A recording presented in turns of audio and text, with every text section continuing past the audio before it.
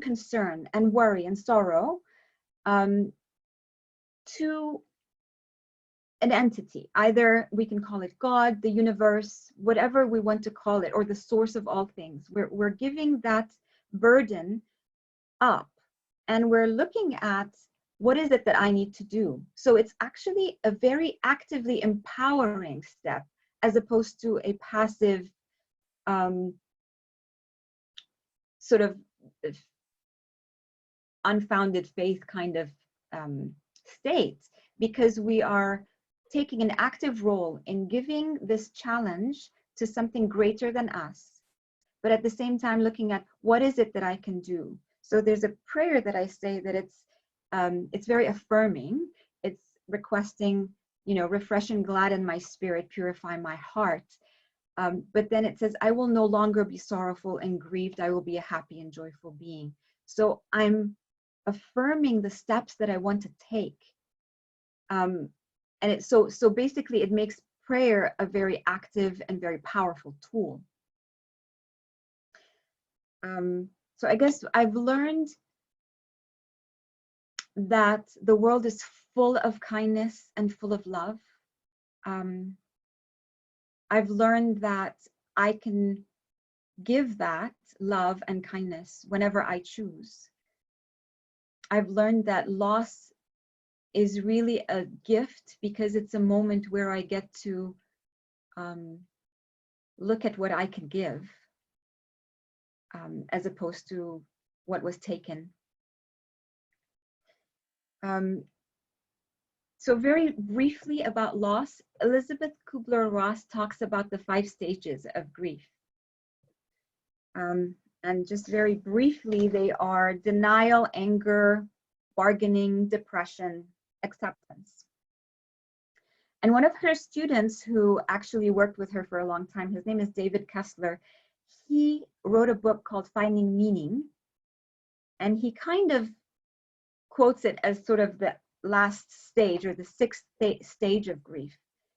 And it's looking at what is my purpose? Not really finding meaning in the loss itself. So I might never understand why the war happened. I might never understand why the accident happened, why my fiance had passed away.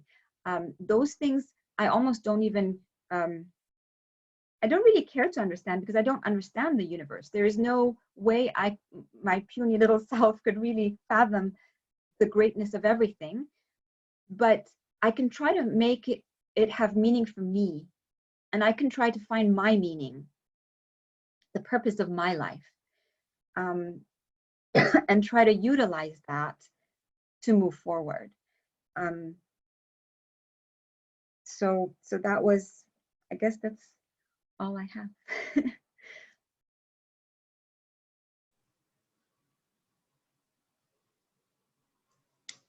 There's silence. Beautiful. You're unmuting too. Wow, that was. Thank you. That was. Thank you for sharing. That was Truly beautiful. Truly beautiful. And the depth of your sharing. I think I can tell by seeing, well, my own face in the in the video, but many others, has really touched us deeply.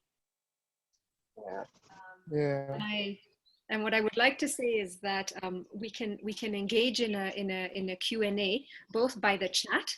So please feel free to put your questions and comments there, and also hold them until Agustina has also spoken, and then we can take a collective Q&A and comment sharing at that point as well. I have one small question for everybody, if that's okay. Just a reflection point, because I would love to hear everyone's thoughts. Especially now with the pandemic and with everything that's going on, and with so much suffering truly all over the world. What have you personally learned from the major challenges in your life, and how have you seen yourself flourish through pain? So that was one, and just one last quote. Quotes have held me through my life, but One quote from Abdul-Baha is, "As ye have faith, so shall your powers and blessings be."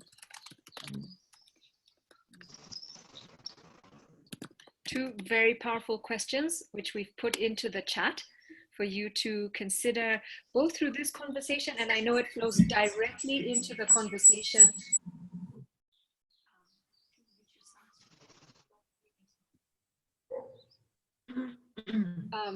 And I know that it flows directly into the conversation that, that Agustina is going to be raising with us now as well. Agus, ready? Okay, thank you.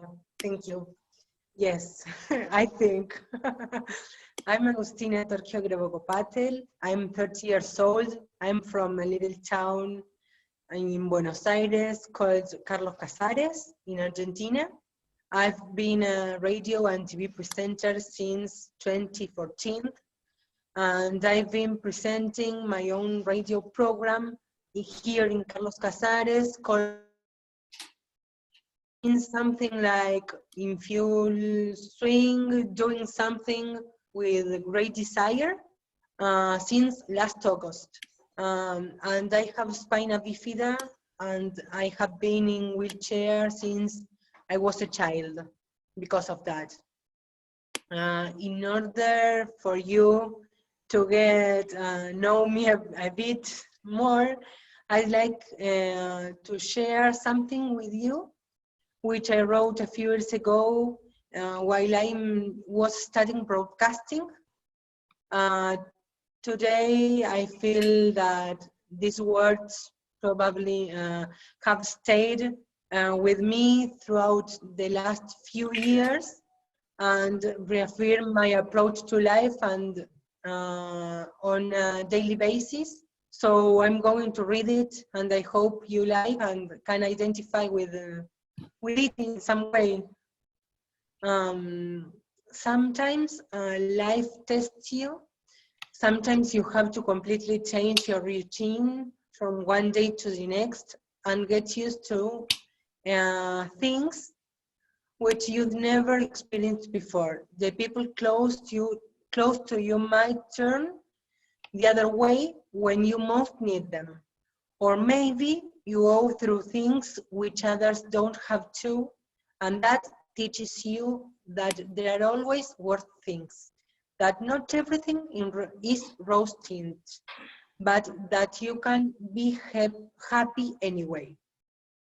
From birth to the age of 17, while my school friends were worrying about what to wear or counting down for the next party, I was making appointments for my next surgery and wondering if I'd survive.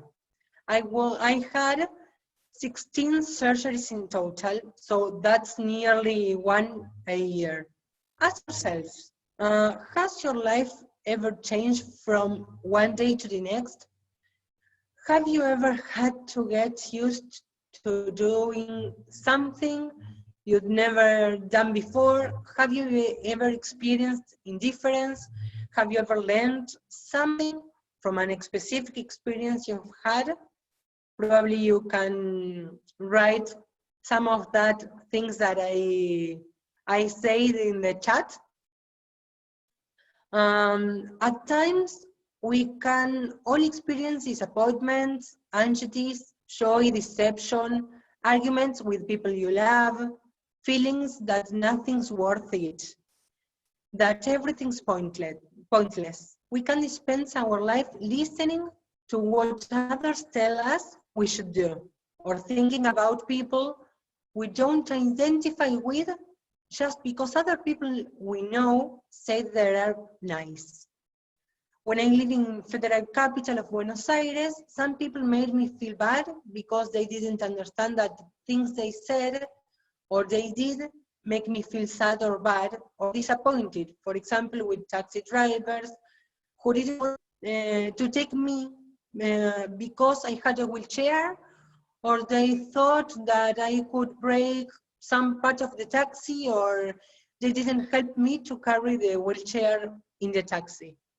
I studied in ISER, Instituto Superior de Enseñanza Radiofónica, in English. I think it's something like Higher Institute of Radio Teaching, and the entrance was with 5 steps, and the elevator didn't work every day. So sometimes I had to return home or stay home because of that situation, and I missed classes. This was extremely frustrating for me. What you can do instead is focus on what your experiences bring you, because nothing is in vain, everything happens for a reason, and there's a why behind what you were given in life. I learned that life always has something better in store for you, something which will make you happy, and you have to learn to be patient and to know that things will come at the right time, not before and not after. And bear this in mind. They will come when you are not looking for them and when you least expect them. When I was 14 years old, 20 days before my 15th party, that in Argentina was like 16th party in some other parts of the world, the doctor said that I have to have a surgery because of my valve on my head that was not working well. And I was sad, obviously, because I didn't know what was going to happen next. But everything went well, and I could enjoy my party. Think about it. I'm sure you all agree that we always end up learning something from what happened to us in life. If you ask me, I recommend living your life in your way and not thinking about what others think or wanting what others have.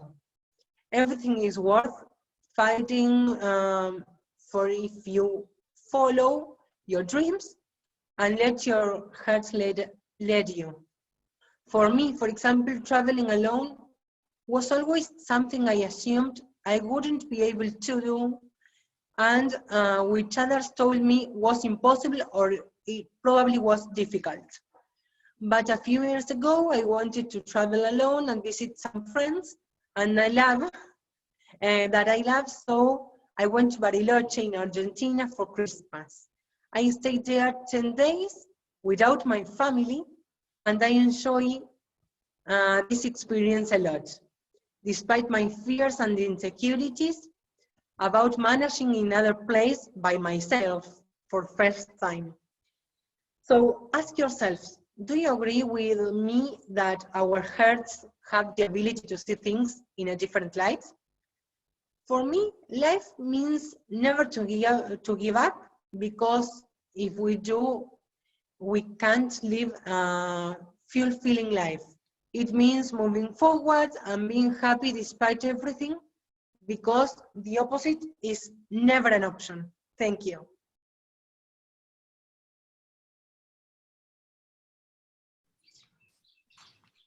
Yes.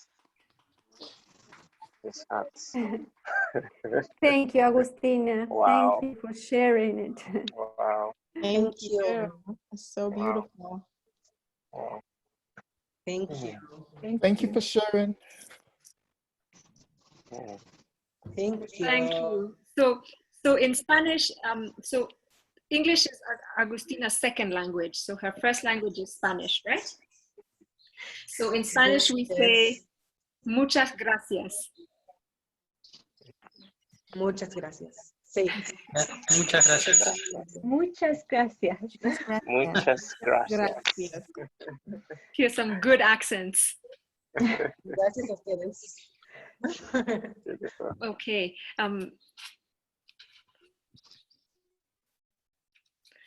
Agus, thank you so much. Thank you very, very much. And I know that one of the things you really did for yourself today was doing that presentation in English, isn't it? And so how did that feel for you? It's a little bit difficult, but I try to do it the better as I can with a little bit of help. But you said to me that it's okay, so I'm well. I'm Yeah. happy. Exactly. Justo, you think that it's well? Perfect. Thank you, Justo. So I think I imagine that there may be some comments to share or responses to both Hasti's and Agus's presentations. Would anybody like to take the floor? And as you're doing that, I will just read from Wakanyi Hoffman. What a moving story. Tragedy turned on its face. I like what you said in the end. I do not need to understand it because one cannot understand the universe.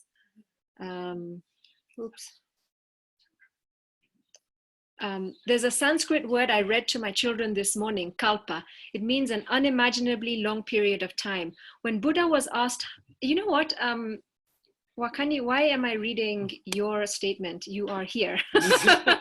Sorry. You go ahead, you're doing a great job. Go for it. I have to find it on the chat. Hold on. Let me take it and yeah, I've got it. Yeah. Okay, well, perfect. Where were you? So right. Start from wherever you want to start, not where I started and stopped. So there's a little book that my kids and I like to read. It's called What a Wonderful Word. I don't know if everyone can see it. And it's a really nice little collection of words, untranslatable words from around the world. And they actually have the word kazuri in it, which is obviously Swahili and means small and cute.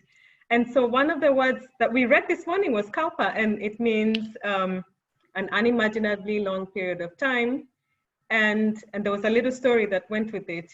And it's just about the size of the universe and how long it takes for the universe to grow and destroy itself. And it is an unimaginably long period of time, not in our lifetime, not in anybody's lifetime. And so when Hasti was talking, I kept thinking about this word, because when you think about it, it is the same as exactly what you're saying, whether it's grief or love or tragedy of any sort. It is an unimaginably long period of healing. So it really never goes away. So to focus on the end is to derive yourself of the experience. And you said it so beautifully when you said that it's almost pointless to try and get to the understanding. I think acceptance is where you want to get to, because that's what's going to help you carry on with the burden, carry on with the lesson, carry on with the tragedy, and just keep moving in that way. And so that's why I wrote that there. And I thought that it really resonated with the word that I read this morning, and then your story that you shared. It's really beautiful. Thank you so much for being with us today and for sharing that beautiful work in your learnings. What a wonderful word. She's a very good writer. She's writing about something on Africa. Okay. Yeah, so I'm hearing from Justo that you're a good writer and you're writing something about Africa at the moment. So my research, my master's research was on indigenous knowledge systems in Africa. And at the moment, I'm actually doing research on folktales around the environment, because a lot of the stories that we grew up with and a lot of the folktales that we have, and I'm sure it's the same in South America, you have a lot of wisdom and knowledge, and a lot of it is actually scientific knowledge, just not documented in the means that we use to document this sort of information. And so the idea is, how do we get that message across? Because there's a big gap between indigenous communities and the rest of us, really. And so there needs to be some sort of bridge or a platform on which we can share this knowledge. And so yes, I'm trying to collect that information and try and figure out what platform exactly do we need to use in order to bring these two systems of learning, because one's going ahead without the other, and we actually need both, you know. Yeah. That's my research. So yes, I am a writer, and that's my background. I'm actually a trained journalist. Yes, yeah. That's beautiful. So when you're ready, we have this platform here where you can come and share on. Brilliant, thank you. I'd be privileged to do that. Thank you so much. Thank you. And I know, would anybody like to take a go at answering some of the questions? There are lots of messages of sharing appreciation and gratitude to both HASTI and to Agus. Would anybody like to take a chance at sharing their experience in response to one of the questions that was asked? Has your life ever changed from one day? Oh, Jean Quinn? Have I pronounced your name right? Is it Jean? Yes, like the pants. Thank you so much for joining us today. Like the pants. Well, I guess I get to hang out with HASTI almost enough to where I'm satisfied. No, that's not true at all. It would take so much more than that, than the time we do have together. And she always says, I love you. I mean, like, I might be whining about something and she goes, oh, I love you, Jean. And from anyone else, I'd go, yeah, right. But I wanted to share this. I don't know why I want to share this dumb story, but it's that when you have a thought and everything changes, or when something happens and everything changes. Now, some of you faces I can see may or may not know this, but when you hit about 35, you get a clue about life. And I remember when I woke up one morning and I had this 35-year-old clue. And the clue you get when you're 35 is, up until this point, you haven't had a clue about life. And I thought, well, that would be a public service. I could go around shaking teenagers. I had them at the time. Shaking teenagers and going, I want you to know the clue you get when you're 35. You haven't got a clue. But being a dutiful mother, I thought I better check in with my mother. And I said, Mom, would this be a good public service to the world? And she said, oh, well, just so you know, you get a clue when you're 60. Now I'm approaching 60 at an incredibly rapid pace. But at the time I said, Mom, what's the clue you get when you're 60? I want to be ahead of the game. And she said, oh, the clue you get when you're around 60 is you still haven't got a clue and you're going to die. And I thought, oh, isn't that interesting? So I went to talk to my grandmother, and my grandmother was maybe almost 90 at the time. And I tell her my funny story, what I think is a funny story. And she said, oh, you get a clue when you're 85. But a lot of people don't get to 85, so you might not know. A lot of people may never get this clue. And I said, well, Mom, Grandma, I want to be ahead of the game. What is the clue you get when you're 85? And she says, well, the clue you get when you're 85 is it's never been about the clues. It's about how you treat each other. So we're all ahead of the game now with that. And that just changed my life in that conversation.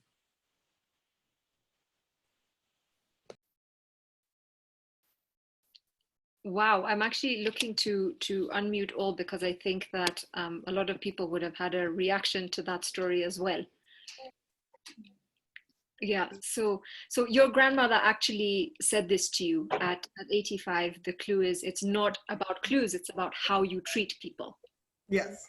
Well, she was probably 90 at this point, so she had 5 years to think about that new clue, and it manifested in every way in her life. Her whole life, you know.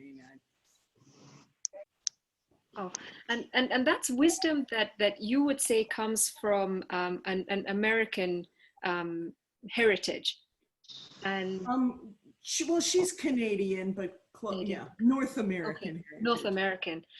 Because I imagine that there are, like you were saying, you know, African and Latin American traditions and heritages and wisdoms that actually point in the same direction. Oh, I would presume so. And I had vowed not to talk because there's no point in you hearing a white woman's opinion this morning. But luckily for you, those categories or distinctions don't exist in this ambience. That's very kind of you to say. But yeah. And I thought it was. I can't believe that's an amazing story. I think of it as a joke I tell at cocktail parties. But thank you. That's definitely a story that needs to be documented, and we would be happy to share that. Actually, what I think we'll do is get that from you and share it across the network. I'll write it. I'll write it. Hugely relevant. Okay, amazing. So Alejandra will be following up with you on that.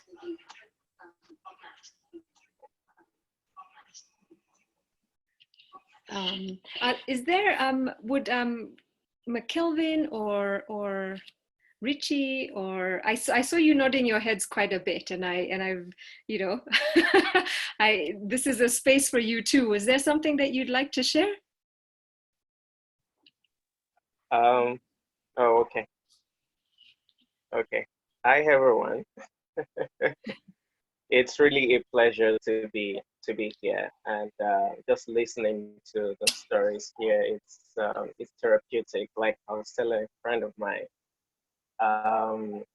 you know, when the question was asked about how do you see yourself flourish through pain, you know, it reminds me of the experience I had taking care of my sister back then at the hospital before she passed away.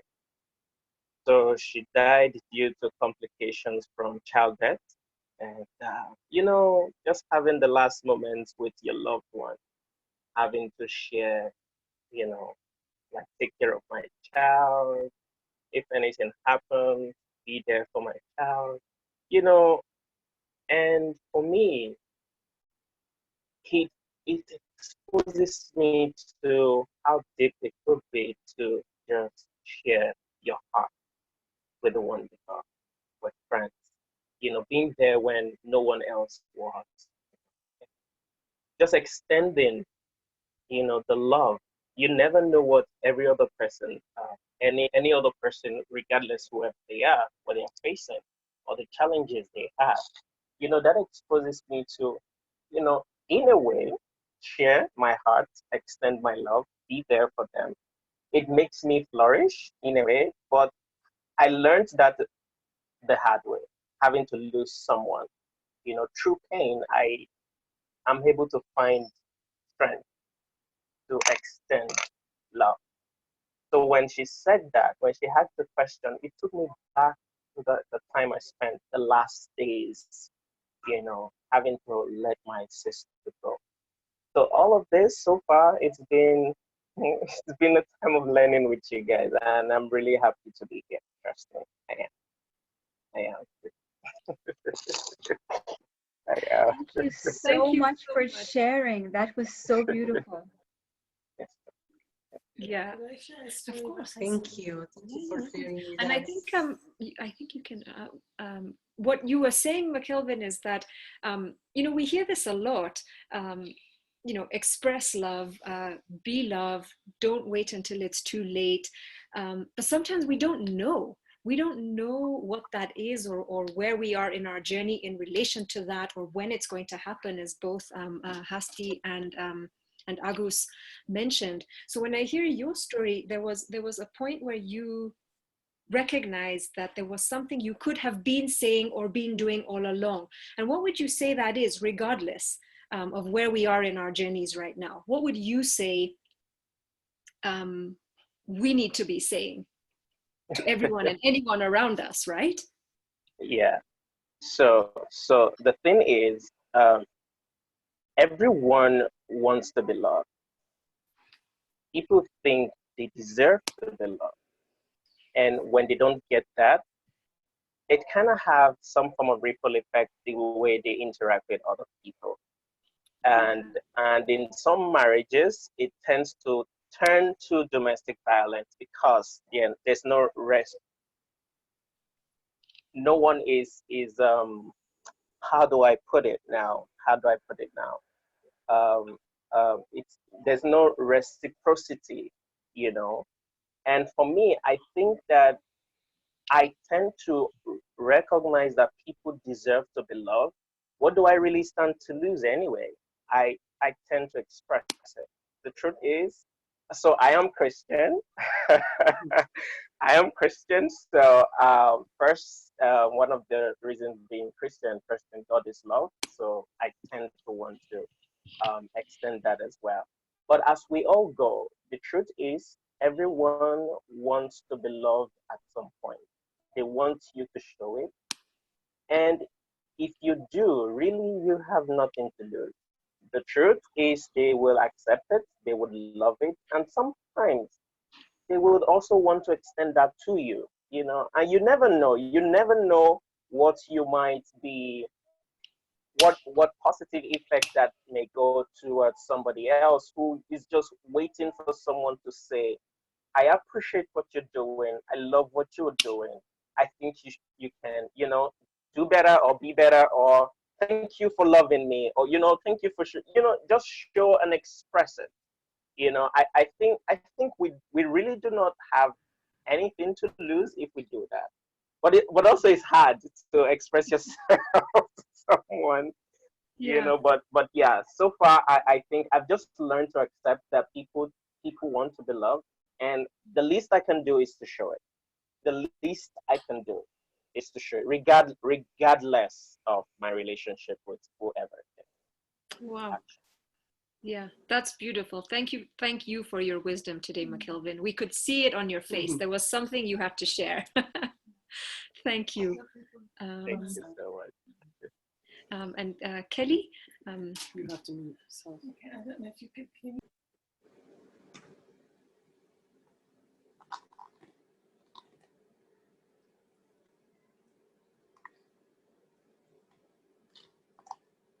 Kelly, you have to unmute yourself. I'm muted now. Can you hear me? Okay, hi. So I'm going to, HASTI, I'm going to talk about you. I think you should get your mic. My mic? No, mine. Yeah, okay.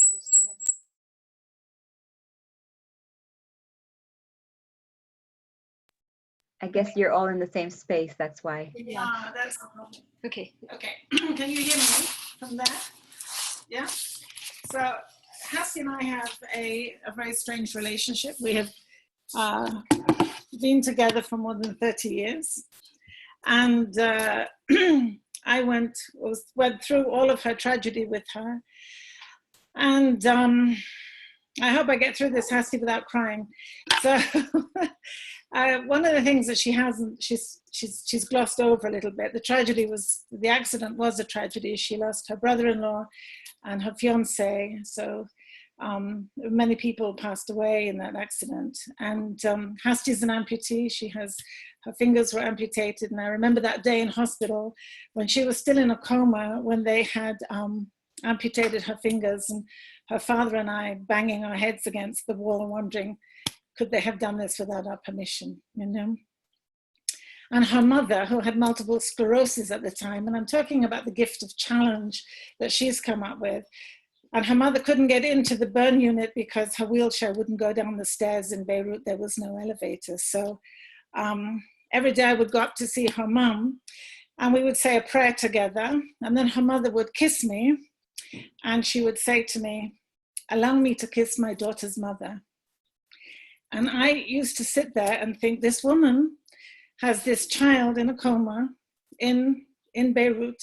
She cannot get to see her, and she's giving me the gift of being her parent while she's absent because she had no other choice. Then post the accident, when HASTI was recovering from all of this, her father, I have to say, he was one of these ancient Persian gentlemen, typical Iranian gentleman. And when everybody was crying and suffering in the community about what happened. Her father was serving everybody Lebanese manouche. He was out there taking care of everybody, and the man had cancer, and his daughter was in hospital and in such a serious condition. And I'm talking about him and her and his mother, her mother in particular, because they were the gift to me, and they gave HASTI as a gift to me.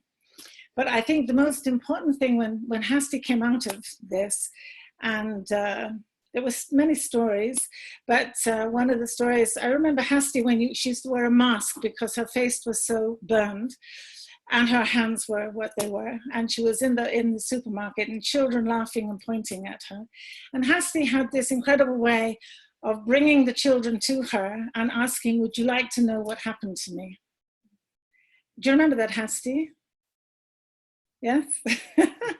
And I always remember every time I would get really angry and sad about the bombs or whatever was happening in Lebanon, HASTI would come into my home, and we'd fight occasionally because we're typical mother and daughter in that way.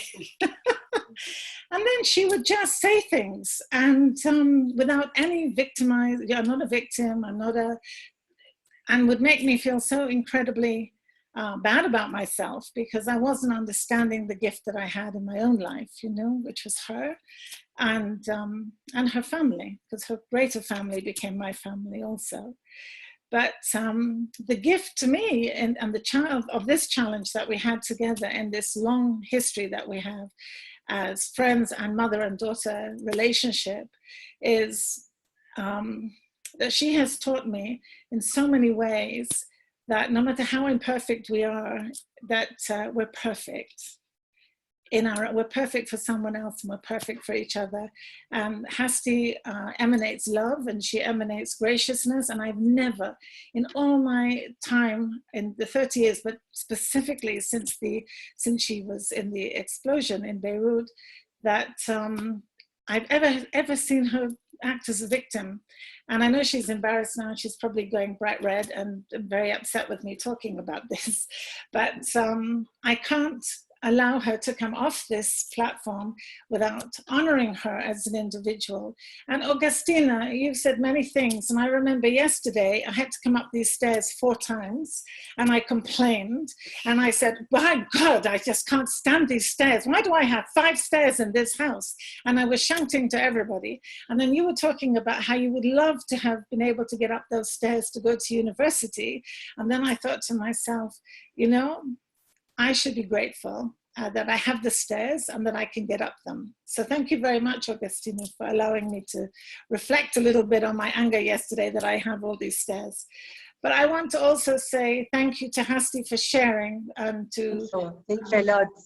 Because she is, she's been my inspiration, and she's allowed me to be her mother and to be her friend and to be everything. I love you from the bottom of my heart, and I hope that you continue on South Women and share with all these ladies and gentlemen your story, because you have such a wealth of information to impart, and continue to be my inspiration and continue to be my light in my life, my young girl, because I love you very much. Thank you so much, Kelly. You are all love. You too. I just had to honor her. You did. She deserves it. And on that note, I know I don't want to put her on the spot, but I know Andrea is also here, and I don't know if you'd like to say anything. I know you shared a message earlier that says, thinking and articulating together, we can achieve many interesting activities, empower ourselves and help each other reorient. If that's something you'd like to elaborate on. And of course, you have every right to talk about Agus.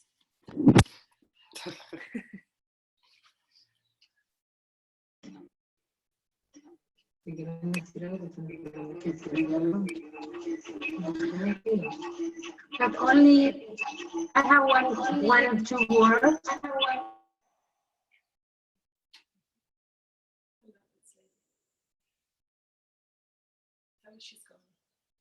I think she knows. Agus, Andrea, maybe one of you needs to mute your computers? Oh, because they're both together. Okay, got it. So, sorry, because we cannot have the two computers together. So I won't say that it was very difficult when Agustina was born, but of course it was the best learning that we can have in the world, in the life, because we learn with her about diversity. We understand that different point of view are very important to learn, to value the things, not only in the life, also in the companies. We need more companies that are in government that understand that diversity is the most important things to innovate, to be more creative, to change the world, to more, not only more inclusion. Is not about human rights. It's more about different world. We need understand that the world we can build when we can understand that if we value diversity, if we value different point of view, we can be different. Our world will be different, the companies will be different, the syndicates and the organization will be different. And I'm very grateful because thanks Agustina, in my family and in my companies, we learn that value all these things. And maybe if I don't have this experience, we will be different. But it's very important understand, hear her, because it's the only word that we really learn. Sometimes we believe that we know everything, and we realize that we need to understand the other point of view.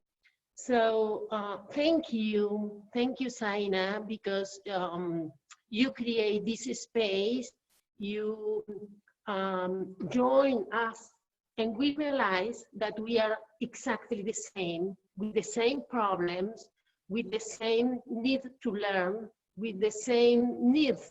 And so you show us that we are similar in Latin America, in Africa, in United States, in every places in the world happen the same. And we need articulate more, we need to learn and work together. So thank you for this space. I'm very, very happy to be your partner, or your always helping what you need. So you have a friend in Argentina, and we are not alone. We have a lot of friends here in Argentina, in South America, to think together. I saw some friends, some person from our foundation, and so we are a big network to help all what you need and to learn of you. So thank you for this space. Thank you and congratulations, Zaina. Thank you.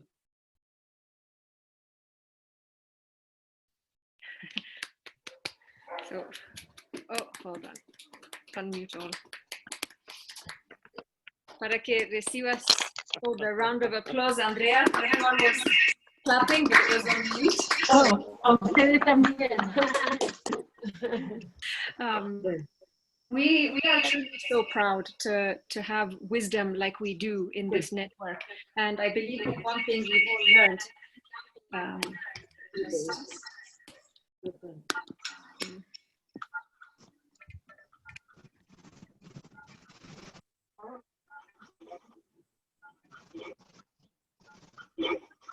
You're on mute. is that our wisdom is to share. And I'm so grateful for each one of you. And I truly believe in the power that each one of us here is creating together. And And I just look at the chat and I see that Wakani, who is the author who spoke earlier, actually wants to write about Jean's story. So I hope that you two can connect on private chat. Otherwise, we will connect you both. And this is what it's about. We're here to amplify our own voice, amplify one another's voices. And we're here to share stories that, as Andrea is saying, are going to change the world, because it's time. And it is up to each of us, just as McKelvin was saying, and you know, just as HASTI and Agus have said, each of us in our own way is the light, is the inspiration. So the more we give of ourselves, and the more we give to ourselves to give of ourselves, the better the world will be. And it is such a joy to see faces, shining faces, from Nigeria and the UK and Canada and the US, and it's, you know, for people who've joined us so early in the morning from Kenya and different parts of Kenya. Hazem, I don't know where you are right now. I just know that you're not with Marwa. Alejandra wrote something, but she also has... I'm in Syria. You're in Syria? Okay. Yeah. Yeah, so Syria, and so Germany. I can see Angela from Germany, and that is who really inspired the conversation today. And I don't know if there's something you want to say, or no. Well, thank you for bringing it to us. Please let us know on the chat who you are, what you do, what country you've come from, and your social media handles, so that, as I was saying to Jean and as I was saying to McKelvin, we want to get your stories from you, get your wisdom from you, and share it across our platform. Because what we've recognized is that every single one of us has something to share that will help somebody else. Lolia, thank you for being here. Ojini, I see you. Lucia, Maria Laura. Hi, Ojini. And I think Alejandra, I want to recognize in particular, because Alejandra, you are a courageous woman who joined South Women from the very beginning. You helped us to grow this network with your dedication and hard work. And what's inspired me more than anything is what an incredible mother you are to your children, and you still find time to give to the rest of the world. So I don't know if there's something you'd like to share. I only want to say that, of course, I resemble with Andrea and Agustina's story, you know, through Fatima, my daughter, and I hear Agustina talking and see all she has achieved.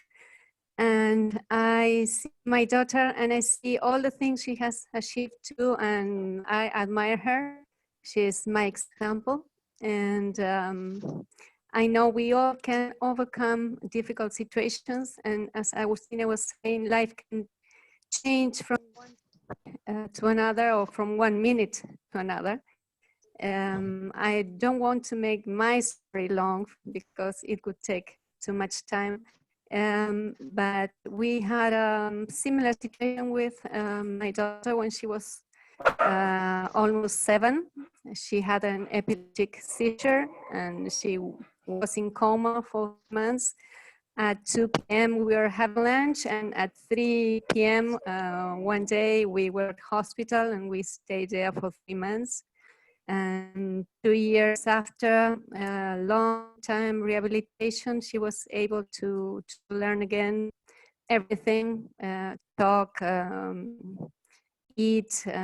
She had many surgeries as well. And now she's 20 years old. She's on medication still, and she has finished high school. She has recovered well. She has no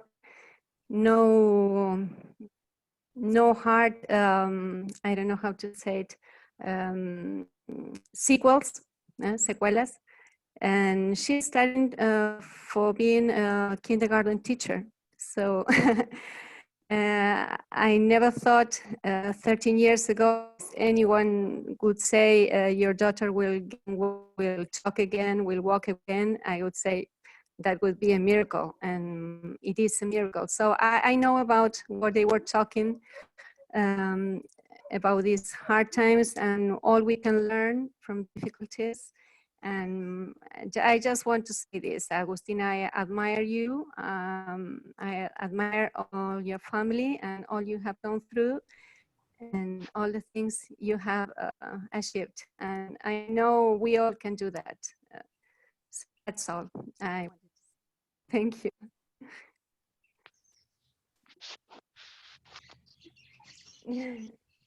Just a quick thought. So I know that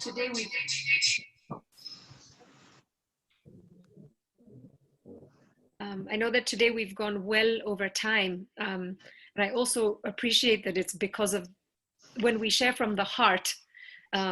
This is the opening that occurs. This is the love and the energy that spreads. And I think each of us, well, I know that each of us here believes that we are here for one another.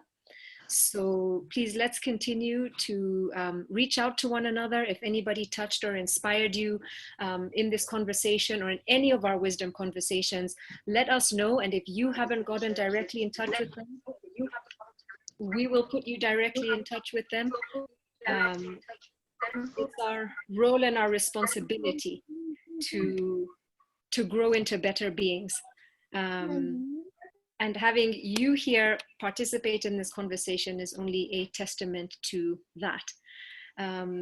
So I would like for us to close, unless there is anything that anybody else would like to share. I can see some great conversations going on in the chat, and my apologies because I haven't mastered this technology yet, and I'm spending quite a bit of time trying to do so. So at some point, you know, it won't be perfect. Perfection is something I gave up just last week. But I have a little thought.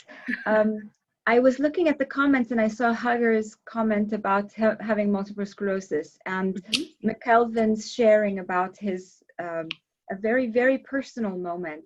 And it just dawned on me that it's really the vulnerable, it's those moments where we're vulnerable and the moments where we're sharing our highest pain, really, that actually changes the world to better.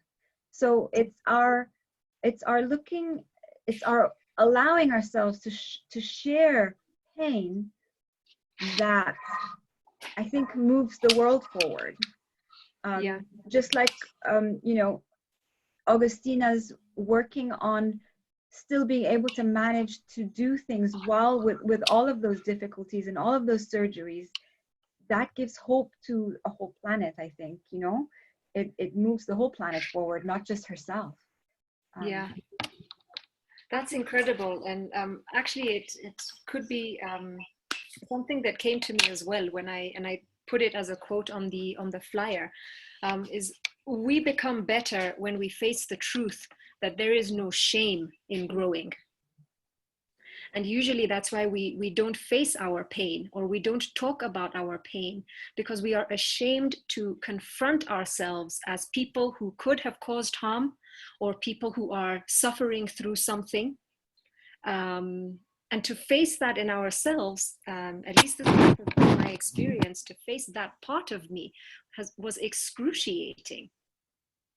And so when we recognize, or the more we share in these atmospheres perhaps, or when we recognize that shame is something that stops us from sharing pain, and sharing pain is what grows us and grows those around us, we can elevate our own vibration and overcome shame through sharing and sharing our pain. So if this is a conversation that you would like to have more of, you know, we'd be happy to continue. So we would do a mix of, you know, our next week's conversation is Rethinking Enterprise, which falls under our whole South Women Conscious Business theme. And we will definitely do more on pain, on healing, on growing ourselves, on personal development, which of course, as Andrea clearly said, if we are willing to look at things a different way and be different, our businesses grow. And we cannot separate who we are from the businesses that or the enterprises that we are creating. I think we all have to think about forward and not thinking about what we passed. So that's the real thing, that we can be better person if we think about future and what we can do to be better, and not to think about what can what we do in the past, what we did in the past. So I think that, like Andrea said,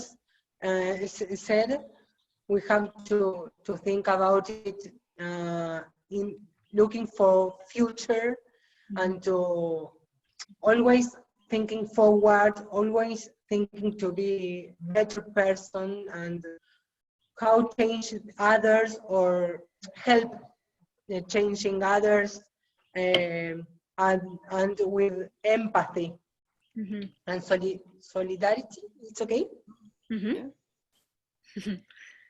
Very good. And I'd like to acknowledge. Yes, sorry, Agus, keep going. Sorry. Nuzat, did you have something to share? I was just saying bye. Hold on a second. Yeah, I'm not on mute. No, I was just saying bye, in fact.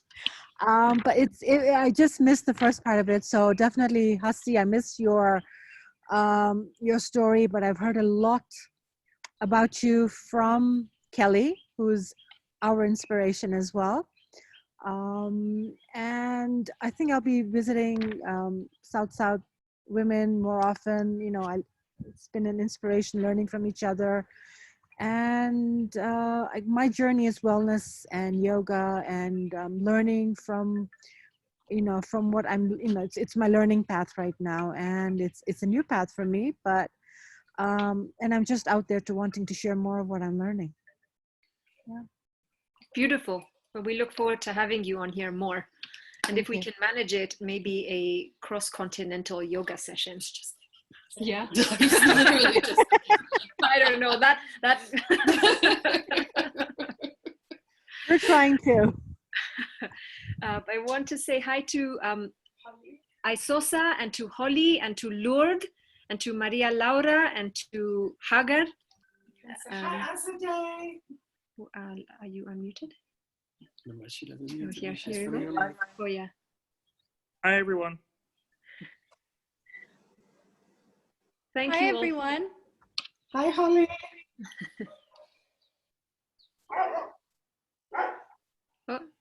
Holly is my niece. She is the daughter of the man that I was talking about who passed away in the fire. He's another giant that I've learned so much from. An explosion. Holly, thank you so much for being here. I'm so glad to be here. I'm so sorry I was late, so I hope that I can hear the recording afterwards. It's amazing to see all these beautiful faces, and lots of love. Okay, Marwa, would you like to close this for us today? Well, I'd like to close by celebrating one of our founding influencers, Kelly, who is celebrating her birthday today. And so maybe we can all unmute, I'll unmute all, and we can just either shout out or clap or whistle or whatever you want to say. Happy birthday. Happy birthday, my love. Birthday. Birthday, Kelly. Birthday. Birthday, Kelly. Thank you, everyone. Happy birthday. Kelly's the Can we sing for Kelly?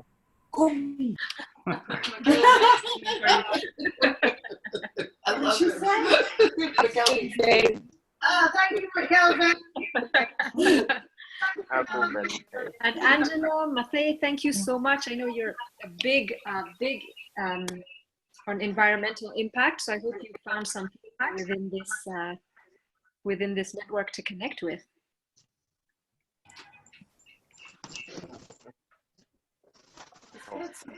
Katsu's here. Hey, Katsu. Hi. Hey, hi, how are you? Happy birthday. But I wasn't. Happy birthday. So there's something I learned about birthdays. And to me, that is, birthdays are the days to honor our mothers who did the hard work to get us here. And that every day is a birthday.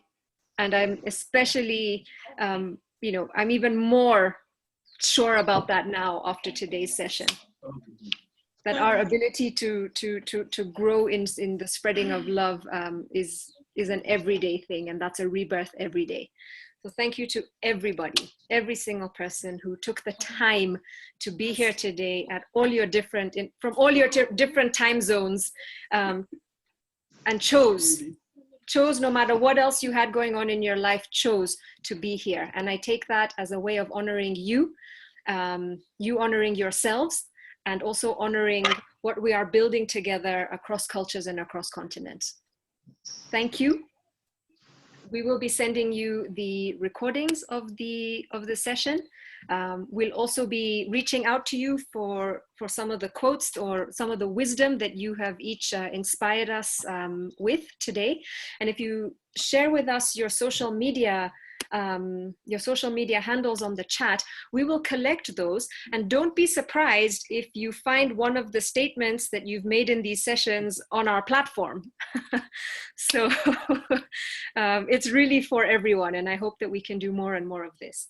So we'll say bye for today, and we'll also be sharing with you in the email that we send the link for YouTube, the book references and other models that were referenced in the session, such as the 5 stages of grief and It's a Wonderful Word, and also the Finding Meaning. So you'll have some of those references and resources so that we can build the new world together. And thank you so very much for everybody who's been here with heart and mind and body and soul. Thank you so much.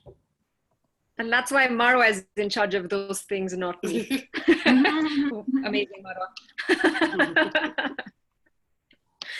Okay, so should we do a big virtual hug or wave, whatever you choose? What's virtual? Did you mention Hanan?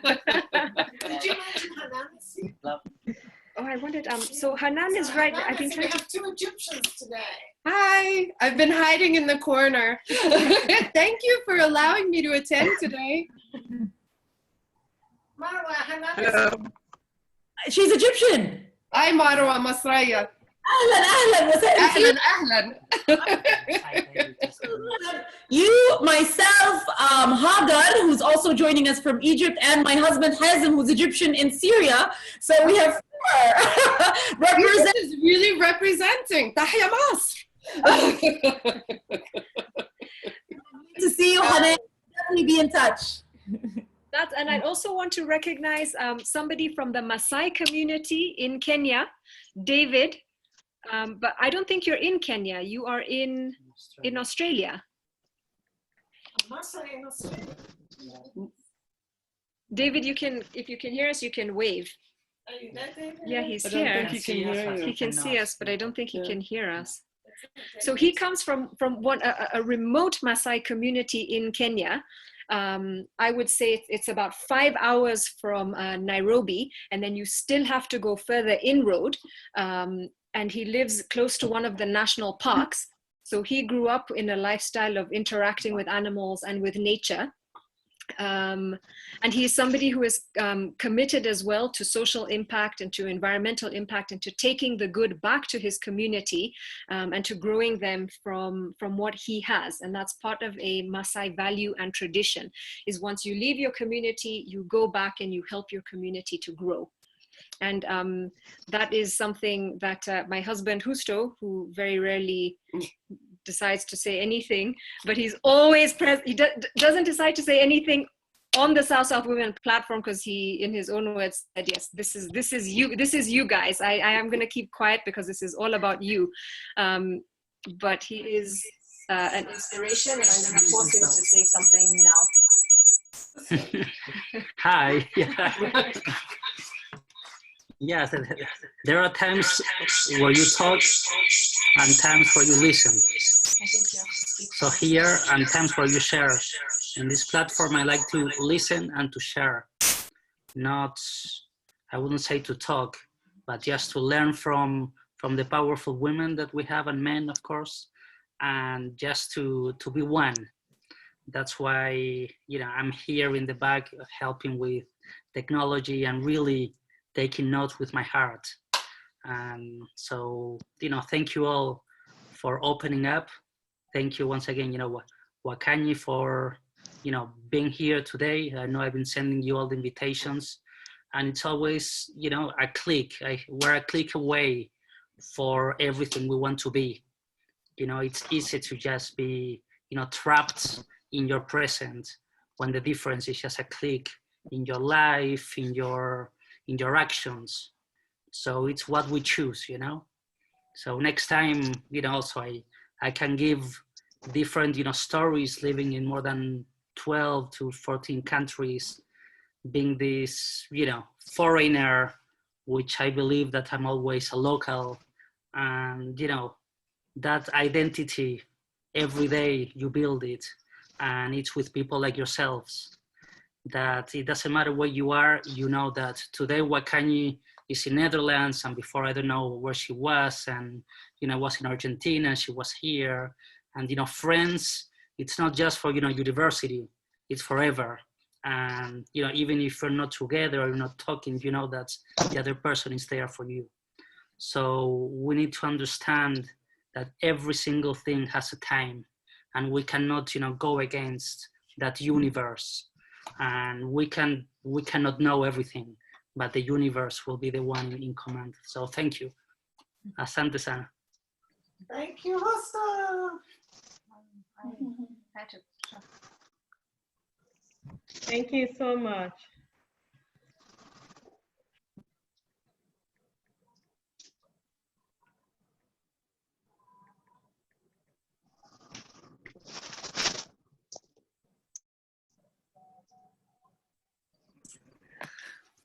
Okay, as I was saying, technologically.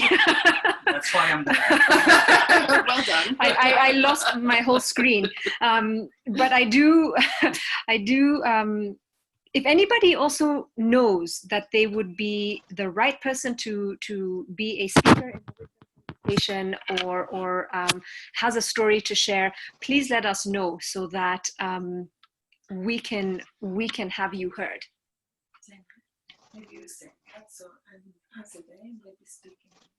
Yeah.